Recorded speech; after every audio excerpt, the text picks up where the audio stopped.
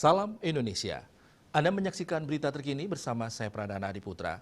Para wanita di India mulai menekuni budidaya rumput laut. Selain memberikan pendapatan bagi warga pesisir, tanaman yang dikenal sebagai tanaman ajaib ini juga dipercaya bisa menyerap karbon dioksida, bahkan lebih banyak daripada pohon. Para wanita ini menyelam ke perairan lepas pantai selatan India untuk mencari rumput laut.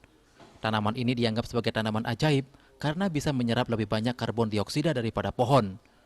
Ilmuwan setempat sedang mencari cara bagaimana budidaya rumput laut dapat membantu mengurangi dampak emisi gas rumah kaca dan menyediakan lapangan kerja di komunitas pesisir India yang terpinggirkan.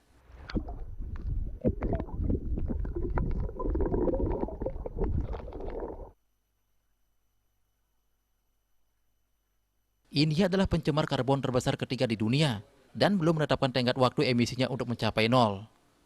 Rumput laut dipuji sebagai tanaman ajaib karena tidak menggunakan tanah atau air tawar untuk tumbuh dan dapat mengoksidasi seluruh ekosistem laut.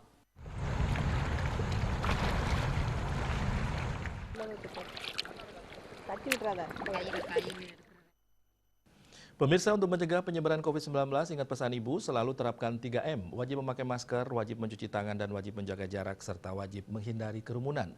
Dengan penerapan perilaku 3M, Indonesia segera terbebas virus corona menuju Indonesia maju.